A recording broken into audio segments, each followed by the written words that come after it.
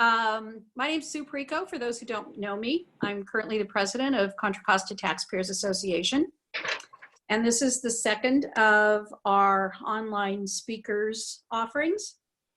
And we may still be working out a few of the glitches, but I think we're doing pretty well with it. We have a lineup coming of very interesting people who are extremely knowledgeable. And today, we're fortunate to have Susan Kirsch with us. She's going to be talking about Housing Legislation 2020. And I think everybody can see on their screen her PowerPoint. And when she starts talking, then her face will be on the screen along with whoever else you choose to put on there. And I want to thank everybody for joining in. We're able to start these Zoom conferences and speaker series partially because of donations from our spring appeal. And we thank people for sending in their money for spring appeal. It's been a challenge during COVID-19, more so than normal. So we're glad to be able to reach out like this. So I'd like everybody to meet my good friend Susan Kirsch, co-founder of Livable California, who is now an independent consultant. And I'll let her tell you more about herself as she talks about housing. So Susan, I'll turn it over to you now. Thank you, Sue, and thank you, Denise, for helping with getting the technology working on this presentation.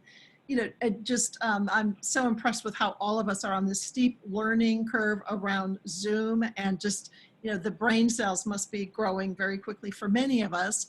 And if not for Zoom, you know, we stand to grow a lot of brain cells as we try to understand 2020 housing legislation or any of the other previous years of housing legislation.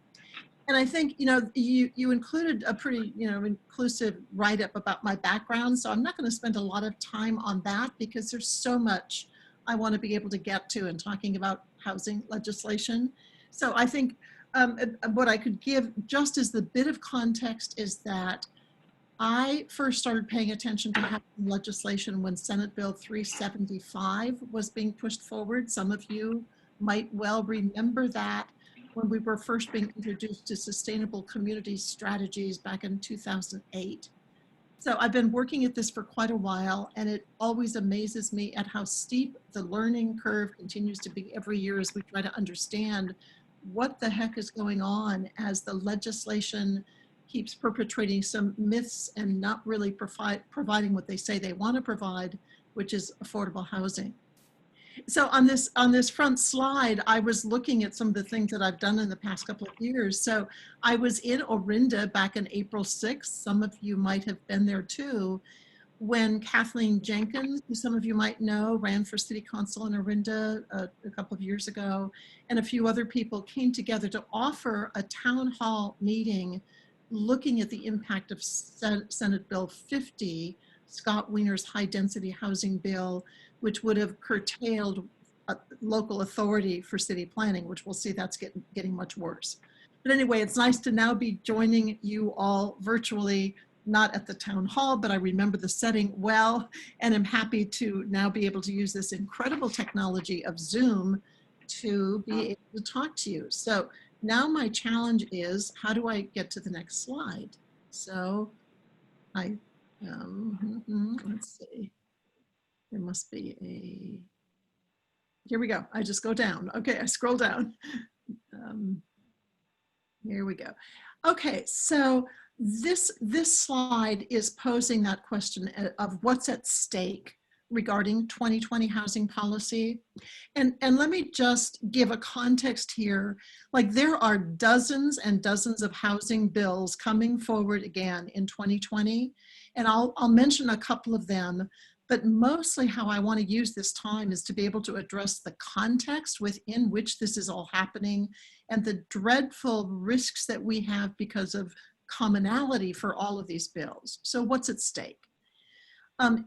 In the first place, what we have at stake is that city council authority, those elected officials who are representing us as constituency, their authority is being replaced with developer control through the process of these bills that are being brought forward, which is called ministerial approval. So projects for high density or transportation or homelessness or any of these projects won't need to go through the city council. There won't have to be public notice, and none of that happens because instead the bills pass with ministerial approval, which means the city manager or their delegate can simply sign off on the projects. And part of that is linked to the fact that many of the measures that are going forward are based on what the state is trying to develop, which is called objective standards. It's another version of the one size fits all in terms of the objectivity by which projects are to be assessed. And it doesn't bode well for historical significance or quality of life or special features that we love about our communities. The other thing that's at stake is CEQA, the California Environmental Quality Act. Those environmental protections, which means that communities are supposed to be informed about the impact of a project that would be introduced, those protections are waived. That when a bill is given in a ministerial approval, it automatically eliminates any requirement to do an environmental review. Another thing that's at risk, I mean, and it's not quite to say that this is at risk of being at stake, but what's happening with RHNA numbers, the Regional Housing Need Allocation numbers, which are determined by, in the Bay Area, ABAG, the Association of Bay Area Governments, and MTC, those numbers are becoming just more wildly unrealistic in terms of what has happened over the past number of years. But those numbers are being given more teeth in terms of cities being accountable and bearing consequences if they don't reach those numbers. And if we have time during Q&A, I've downloaded and printed some of what's happening in Contra Costa for how you've done on the numbers. You've done pretty well on the higher income levels, but in terms of all of the RHNA numbers and being used to punish cities based on not providing affordable housing, Contra Costa, as well as all of the other 9 county areas, have not been doing so well. And so the other thing that's at stake is that as cities will not be reaching RHNA numbers, which seems to be a given that cannot possibly happen, I mean, partly because cities don't build, the developers build based on city permitting, but the state is acquiring more and more power to be acting, the state not operating in giving support to cities and working together in collaboration, but giving state control through this agency, Housing and Community Development. So I'll just say I was surprised to learn. I would have thought I would have known this, but HCD already has a staff of about 900 people. And even now in this time period of COVID, where most businesses are closing down or looking at how they're going to scale back, HCD has postings up for 21 new hires. So it is just such an indication of the growing bureaucracy of HCD, who is intended to be able to enforce the provisions back to cities who haven't met unrealistic RHNA numbers. And then another way of just thinking about what's at stake is that in many of these bills, city authority to have designated single family zoning with the height, setback, density, and all of those zoning regulations are at risk and are likely to be gone. So, Susan, while there's a quick break here, the acronyms that you have in there, I think most people know CEQA, but RHNA and HCD, what do those stand for, please? RHNA, that's Regional Housing Need Allocation number, comes after it, RHNA. Mm-hmm. Regional, and a key word in that is that this is a regional housing need allocation, not to lose track of that.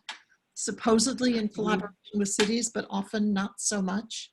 And HCD is the California Department of Housing and Community Development. Usually. Thank you. HCD. Yes. And please, if there's other questions, feel free to interrupt. I've asked people to send them on the chat function, and I'll keep an eye on it, because you may actually do it, but we'll unmute them when it's time for them to pose the question personally. Okay, good. So I'm not going to go into great detail on these bills, but let me just show you what I pulled together here so people could get an idea of what's going on. On the left column, you've got bill numbers, who the authors are, a short description, which really doesn't do justice to it, but kind of gives it a placeholder sense. And then if it is going to be approved with ministerial review, not a city council decision, and if there is no CEQA, and if it will increase density, those are what those 3 columns on the right represent.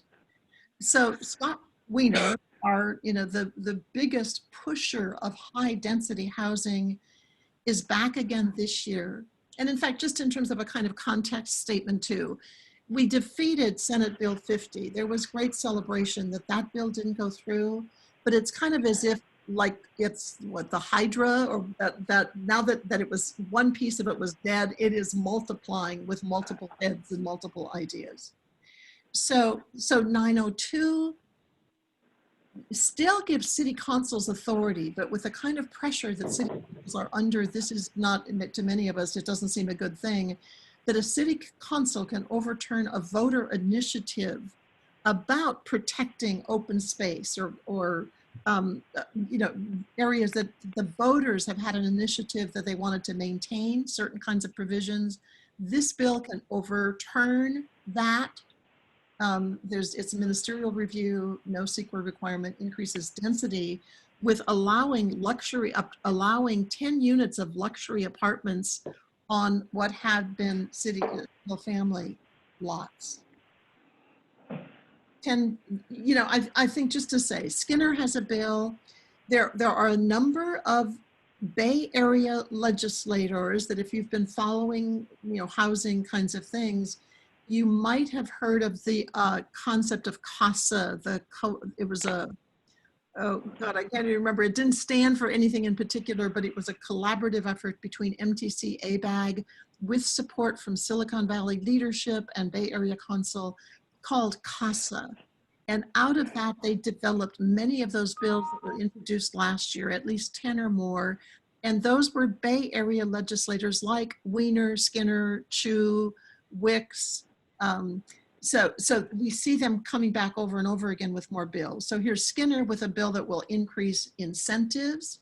Tony Atkins from Southern California, which expands the ADU law. And ADU is accessory dwelling units, whereby lots that had been zoned for single family can have 3 additional units on a single family lot. That's what the ADU refers to, also known as granny units or in-law units.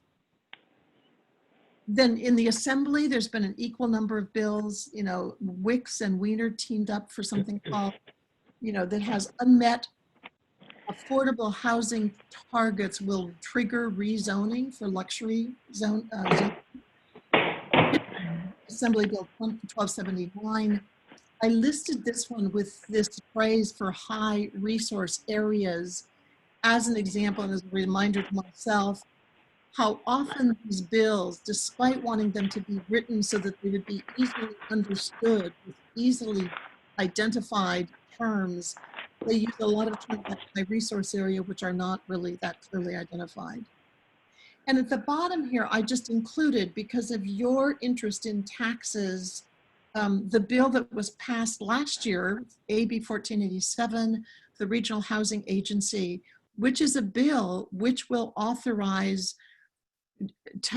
collecting money and distributing money through the regional agency that would be under the umbrella of MTC and ABAG. So, okay, that's broad strokes about what's happening. Of these, 5 bills, there are at least another probably 10 that follow similar patterns. So when I ask myself and try to figure out what's going on here, thinking that overall we want to feel like we are represented by thoughtful people who have been elected because they are the best of the choices we had.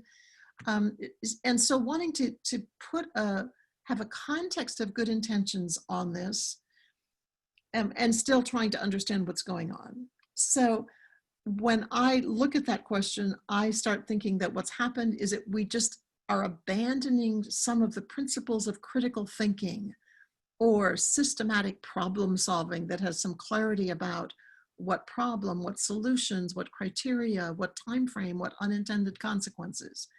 And instead of critical thinking, we have some really muddled kind of thinking going on.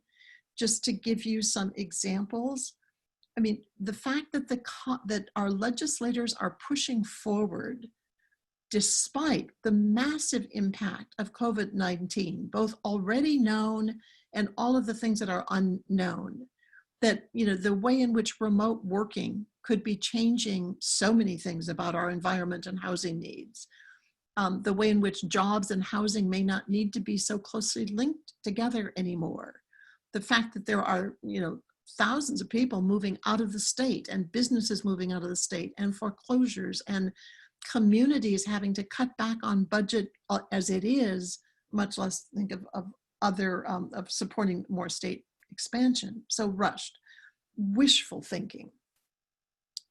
We know that for years, we were hearing this mantra, it's a housing crisis, it's a housing crisis, like Henny Penny, and the sky is falling. And it was often linked to this 3.5 million housing unit shortage that everybody was embracing as if that were true, but it's not. And many of us in Livable California and other organizations for a long time were going, that number makes no sense when we were looking at other kinds of things. So finally, the Embarcadero Institute down in Palo Alto did the studies. You can Google Embarcadero Institute and it'll take you to their study to see that there's still a big number, the 1.4 million shortage, or rounded about there, but it's not the big number that they were throwing around. You know, there's simplicity in terms of saying, you know, just if we build, everything will become more affordable, like it's a supply-demand issue. But we know that's not true because in real estate, it's location, location, location. And plus cost of building, cost of land in this area. You know, there's a kind of magical thinking that seems to have taken over critical thinking, you know, by which legislators are assuming they don't need to give thought to where's the water going to come from? Where's the funding for the infrastructure? As developer fees are pulled away from projects, like who's going to pick up the slack on that for safety or sidewalks or libraries? So there's a magical thinking, build it and everything will take care of itself. There's the destructiveness of this eliminating single family zoning. And with that regard, just one of the things, if any of you have a chance to look at my Cal Matters articles, I've been writing a lot about the globalization of housing and that threat that our backyards are being viewed as the next shopping mall investments with high rates of return. So, you know, we can go into that some more later if anybody wants to talk about that in the Q&A. And then there's this bandwagon thinking. You know, I met with my own Senator Mike McGuire a few weeks ago, or didn't meet, we had a phone call meeting, where his lament is just that they feel, he and his colleagues, they have to do something, that the affordable crisis is so drastic. So in terms of this being a tax group too, I just wanted to bring in here that what the legislators seem to be ignoring are all of the things that have to do with taxes and money, that they're ignoring the wage wealth disparities, income distribution, tax systems, pension debt, the corporate practice of offloading expenses to cities. So this is a part of the mishmash of why I think we're in such a dilemma with housing legislation as we are. So kind of into the time frame and what we can do about it, and then we'll open it up for Q&A. You know, what's happening right now is that the bills are either they're in their house of origin. So if the bill started in the assembly, it's being heard on the assembly floor. If it started in the Senate, it's being on the Senate floor. So just in terms of what you can do in Contra Costa is to, if you haven't already, talk with Senator Glazer or Assemblywoman Rebecca Bauer-Kahn about what's going on. I mean, and just to say, someone had forwarded me the La Morinda newsletter that, you know, lucky for those of you who have, what's her name, Darlene G as your mayor, that she is seeming well aware of the threats of at least two of these bills, Senate Bill 1120 and 1279, and recognizing how much they're undermining local control. Then there's going to be a summer recess after June 26th. They reconvene July 13th. And so in this intervening time, if there's a concern about what's going on in housing, that's a time for people to plan strategies or implement strategies that came in during planning. Then they'll be back on floor sessions. September 30th, the governor has to either have signed or vetoed. And then we know we've got a really big election coming up nationally, November 3rd. So my theme, as it has been since first learning of Senate Bill 375 in 2008, is just that need to educate, engage, and empower. And so with that, I'll take a breath and pause and turn it back to you, Sue or Denise, to see how we want to take questions and comments. Okay, and you have to unmute. Okay, now I'm unmuted. We did have one question posed by Ystand3. Are you there? Unmute yourself and you please address your question with Susan. We'll give him a minute to do so. Can you hear me okay? We can. Okay, that's great. What measures and metrics actually define what's affordable housing? How do they define that? Yeah, they actually have four delineations. Well, this isn't affordable. Affordable is the percentage of your income that has to be directed to housing. And so usually it's around 30% that's what's expected is the average amount that would have to go to housing, you know, to be considered affordable. And that gives some provisions then for what your income is based at different than what you're paying for your mortgage or your rent. But to add to that a little bit in terms of that 30% of income going to housing is what they say is appropriate. In the RHNA, the Regional Housing Need Allocation process, they have four different levels of housing: very low, low, moderate, and high. One. So that's a part of what they're looking to make sure that cities and regions. There seems to be a little, excuse me, Susan, that there seems to be a little interference. Oh, yeah. Okay, somebody's got a phone coming in. There we go. Okay, excuse me, you can continue now. We had the interference is cleared up. So is this determined on the individual basis and their income? Is that, and then they say that's define that person? Yes.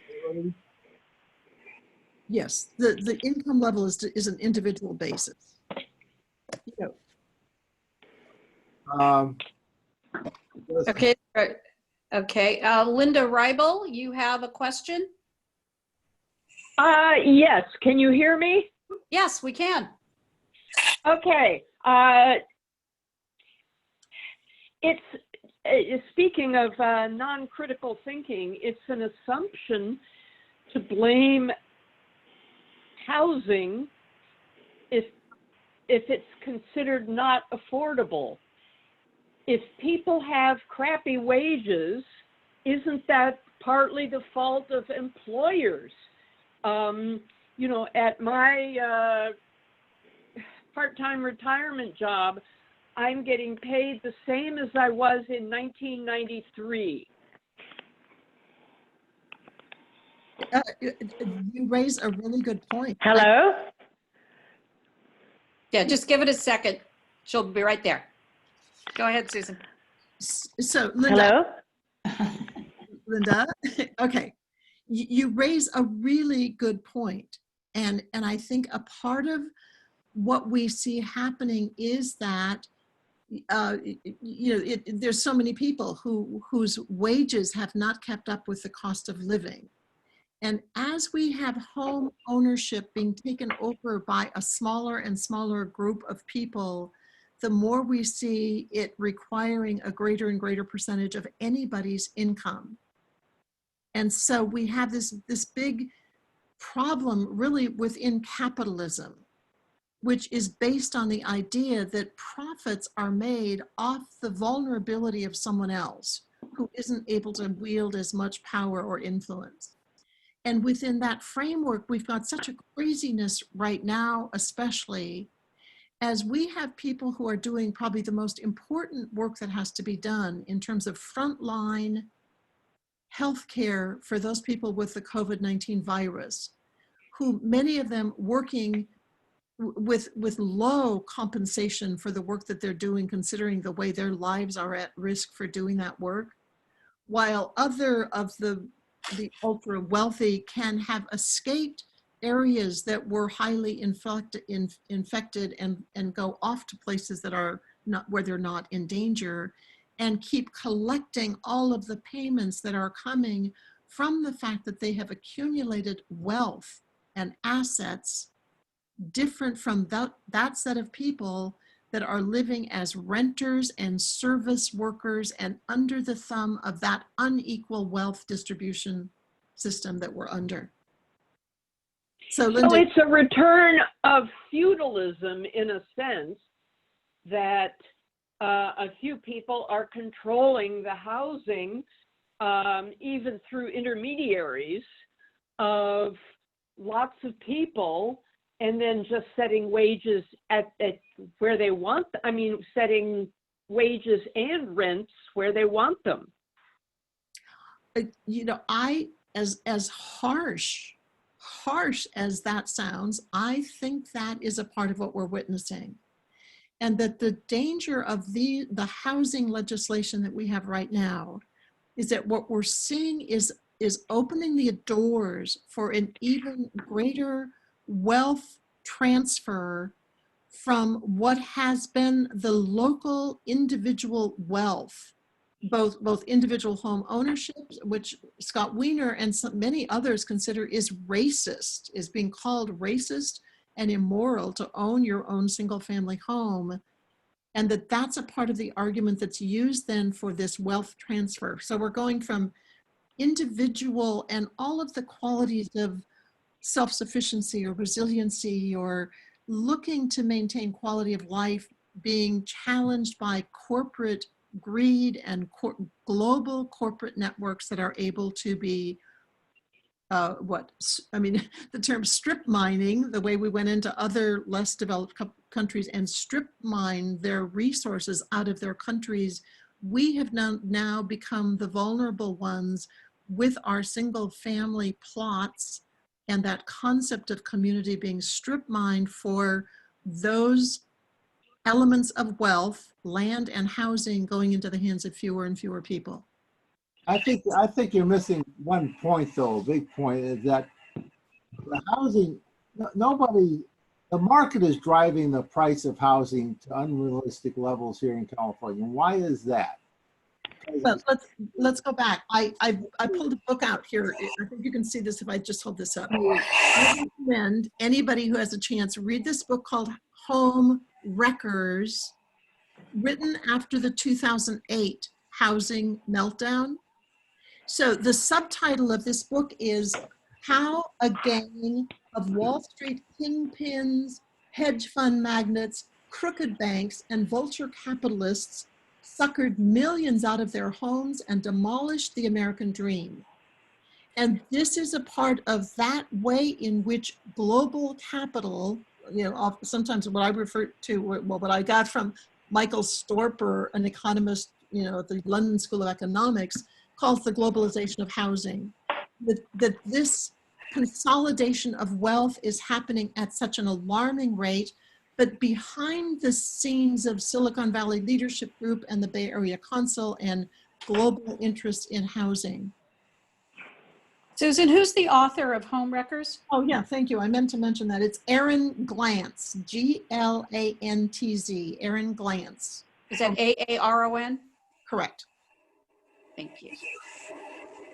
Yeah, one thing that I thought I would bring up, which is a constant battle here in Contra Costa, is the cost of rental housing. And it's basically all over the Bay Area. Raising the minimum wage is clearly not the answer. But a lot of what is being built, as Mr. Wystan said, is that how do they expect to make money on something that costs $100,000, or, well, it's probably more than that. Build $1 million home. How are people supposed to afford paying rent on that when what we need is more affordable housing for people who have modest means? Now, where do you see that going? We keep seeing rent control, but that doesn't take into account how much landlords have to put out and how much risk they take. So where do you see that conversation going in the next year or so? Well, my own wishful thinking is that it would be pushed back down to be a conversation at a more local, regional level. And that is wishful thinking, because the trend is to have more and more of the control be moving further and further away from the people who live with the impact and the consequences of the ever escalating rents and the non-escalating wages, or income levels, so that there's that incredible squeeze going on. What we're missing is a kind of, it could be that we need stronger regulations for how people with wealth can use that wealth. But to do that, we need stronger moral compasses in terms of all boats rise and fall, with the rising tide, which, we don't know if that's the case. And I mean, I'm going to try to, here, let me just show you, if you can see this. I'm going to try to read from this form. The print is very, very small, but in terms of these levels of RHNA numbers, very low, low, moderate, and above moderate, I was looking at this for Contra Costa to see how your cities have done for the percentage of RHNA met. So in that category of very low, it's like, of your, what do you have, like a dozen or 15 cities? Like hardly, not even half of that very low number has been met. And in the low number of building housing that would be low income, hardly any of that is met. But when you get up to moderate, like you had, naming names here, Brentwood, let's see, you know what, I'm not sure, I can't read this so clearly because it's so small, but you have like 4 or 5 or 6 cities in the above moderate category that have produced, here's 556% of that level, 107%, 165%, 200%. So the production, I mean, and again, I'm naming Contra Costa because I knew you guys are this COCO group, but those similar patterns would be showing up in other counties where nobody's figured out how to build low income housing if there's not great subsidies to do that. And if we, so. Yes, Susan, when it's convenient, could you send me a copy of that document? I'll send you the link to it because. Oh, that'd be great. Okay, we'll talk about that offline. We have a question from Larry Pines. If he'd like to unmute himself, I'll give him a minute to do that. Otherwise, I will read his question off the chat. I'm not getting him unmuting. What he said is, he says it's not a question, it is a comment. And you're certainly welcome to unmute yourself to make your point, but I'll read this. It says, the legislation and the positions stated are unbridled Marxism. Housing is a matter of supply and demand. The government we've had over the last 20 years has restrained growth of supply with arbitrary limit lines, and that has driven housing prices up. To call single-family home ownership racist is absurd and madness. This is the leadership we have today in Sacramento.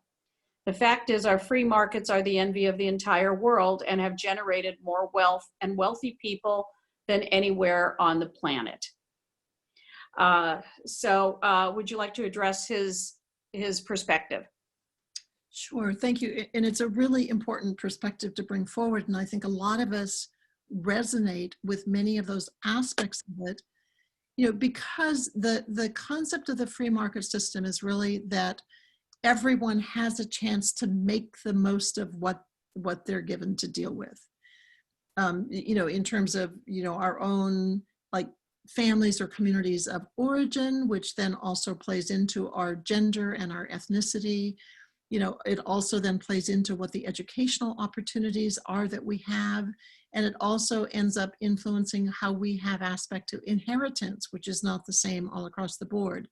So while the free part of free market system is really appealing to all of us, and we dream of that freedom to be able to access what we need to fulfill our dreams, the market part, when you put free and market together, kind of comes in, because the market does a lot to control what can actually happen within the market. Either that the market sets limits on who can build where, or who can go to school where, or with the whole all the protests that we're seeing, we're feeling the repercussions of years and years of where the market did not work, especially for any of the minority groups, but especially African Americans. And I think, we just have to be so cognizant of what it meant that people lived in slavery, and then under Jim Crow, and now still with threats. So free market, just to pull it back then to the free market and the idea of supply and demand being aspects of the free market system. Even that, we know that there is control of the supplies as they come in, or I'm thinking of how in real estate, we know that markets are different depending on location. So if you're living in an area that has natural beauty or mountains or water, you are likely, to be paying more for that than if you are settling in places that are more hot or more humid, or so I love your question about free market. I'm a big fan of free market. I think we would probably do better in some ways if we took away some of the restrictions, and at the same time, people take advantage of systems if there aren't regulations. Susan, we have one last comment. Our time's running short. The document you were showing us with the one you were just showing us, that you're going to send me the link. Is the link a long one, or is it one that you could give everybody now? I've had a couple of requests. Well, yeah, you know what? This is from the Association of Bay Area Governments, and that's where I found it. I just pulled it up this morning because I was curious to see what the numbers were. So if you go to, ABAG, RENA numbers, this is something called Bay Area Housing Permit Activity Report 2015 to 2017. I'll still appreciate the link to that, because I might not be able to follow through all of it, and I will attach that link to our video replay on the website. And thank you everybody for participating. If you're not a member of COCO Tax, please consider joining. We are at cocotax.org. We are a nonprofit organization. I believe everybody knows we run on a shoestring, and we have November ahead of us. So your participation, your input, your views, all are welcome. May I mention one other thing? You may. Just at the end of my slides, which I assume will also be distributed, or you're welcome to do that, I have a list of resources at the end of this in terms of the bills themselves, since we weren't going into a great deal of detail. So here are some resources for how to track the bills. If there's any of these that especially you want to know more, here's how you can follow it. There's resources for the bill analysis on some of the bills. And also, if you're inclined to be willing to submit letters and let your voices be known, here are 2 portals that you can use pretty easily to submit your comments to legislators. So that's a part of the. Thank you. Thank you. That I had hoped that would be up there because yeah, I'm familiar with all of those. And Pam, I see your note. I will place these resources separately on the Coco Tax website. I use them all myself frequently, as on behalf of myself and as Coco Tax. And it's a little frustrating, but yes, we have a voice. We need to use it, one way or the other. We don't always agree on what we're going to do or why we're going to do it, but we're willing to discuss it in a calm and courteous manner. And sometimes we even find solutions that we think have more than a little bit of merit. So anyway, we're closing in on our session. Susan, thank you so very much for sharing your time and knowledge with us.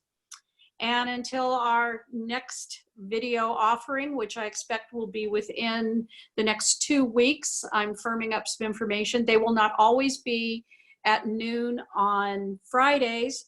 If I have a speaker that's only available in a different time slot, but I think is too good to pass up, we're going to take the opportunity.